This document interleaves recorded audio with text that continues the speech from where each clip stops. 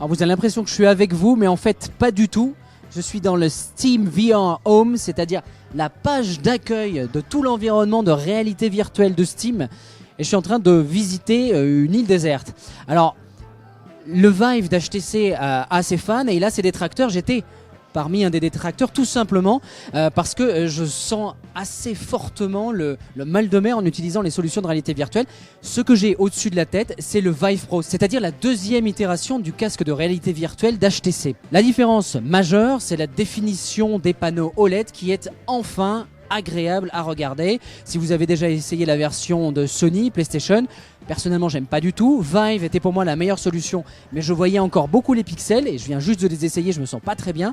Et bien là, avec cette nouvelle version, clairement, il y a non seulement plus de définition, j'ai l'impression que la latence a été améliorée, même si on n'a pas eu beaucoup de détails dessus, mais clairement aussi on a un bien meilleur effet 3D, le caractère spatial des éléments qu'on voit autour de nous est bien mieux rendu et du coup on se sent un peu mieux, on a moins l'impression d'être dans un jeu, on a l'impression vraiment d'être dans une réalité virtuelle. Ça tombe bien, la VR ça veut dire réalité virtuelle.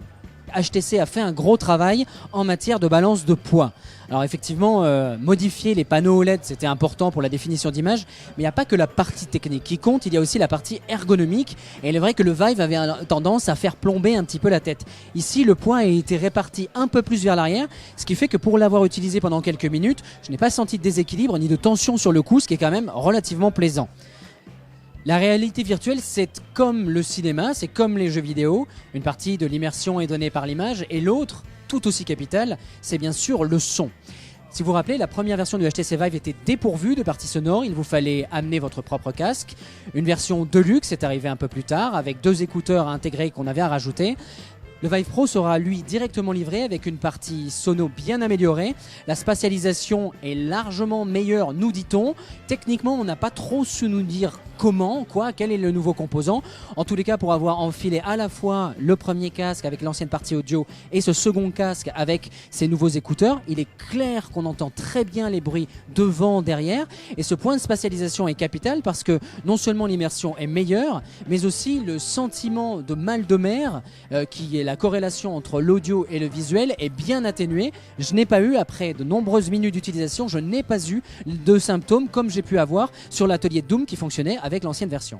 Alors il y a l'ergonomie du casque qui comptait beaucoup, on l'a vu, la partie audio, l'équilibre sur la tête, mais il y a un deuxième élément d'ergonomie qui est vraiment hyper intéressant, c'est ce petit adaptateur, le Vive Wireless Adapter que cette personne a posé sur le casque de première génération, et en fait ça vous libère complètement de quoi ? De la tonne de câbles qui vous handicapait avec le premier Vive. Si vous vous rappelez, si vous avez eu la chance de le tester, de temps en temps on se retrouvait un petit peu embarqué avec les câbles, il fallait faire attention. Alors qu'avec le transmetteur, vous pouvez le voir, qui est placé au-dessus du casque, qui fonctionne avec la version 1 et la version Pro, et qui fonctionne sur une petite batterie que l'on vient clipper sur le côté.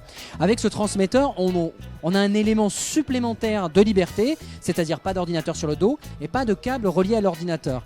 En plus du transmetteur et de la batterie, l'adapteur wireless est aussi livré avec, vous pouvez le voir, un module supplémentaire. Et oui, il va falloir équiper vos chambres ou vos salons avec un module supplémentaire qui transmet les informations. La technologie s'appelle Wireless Gig et ça permet d'avoir un temps de latence vraiment minimal entre le casque et l'ordinateur. Toutes ces améliorations techniques et ergonomiques sont bien évidemment d'abord au service des joueurs avec une meilleure immersion sonore et visuelle. Mais il y a aussi une autre cible à laquelle veut s'attaquer HTC, c'est ce qui s'appelle le marché des prosumers, les consommateurs qui ont des besoins professionnels. On va enfin pouvoir faire quelque chose d'intéressant et d'important dans la vraie vie avec le HTC Vive et la réalité virtuelle.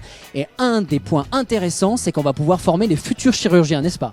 Oui, SimForest en fait fournit des solutions virtuelles de formation pour les professionnels de santé et pour cela nous avons réalisé notamment une formation basée sur le contenu médical qui a été fourni par Stanford Medical et qui nous a permis de créer cette simulation que vous voyez sur l'écran qui est en fait une formation de chirurgie réalisée avec différents médecins et qui peut être utilisé à Paris, qui va être utilisé à Tokyo, en même temps sur le même patient virtuel.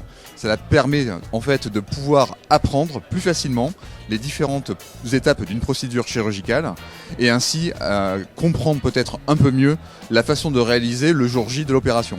En gros, ça veut dire qu'il y a vraiment, à l'heure actuelle, des chirurgiens qui utilisent un PC gaming et un Vive pour apprendre des techniques de chirurgie ?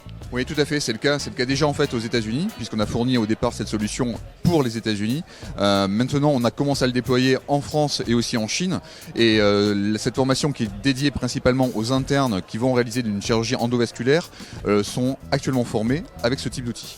Que vous soyez gamer ou professionnel de la santé, les deux questions que vous vous posez, c'est pour quand et combien ça coûte. C'est pour quand, lancement mondial dans le courant de l'été, comptez la rentrée en France sans doute. Pour l'instant, HTC ne s'est engagé ni sur un prix du Vive Pro, ni sur le module wireless. En tous les cas, du point de vue de la prise en main, moi qui suis quand même un détracteur de la VR parce que j'ai très vite le mal de mer, je peux vous assurer qu'il y a beaucoup de travail qui a été fait du côté d'HTC et si ça se trouve, je vais bientôt pouvoir jouer à Doom en VR sans vomir.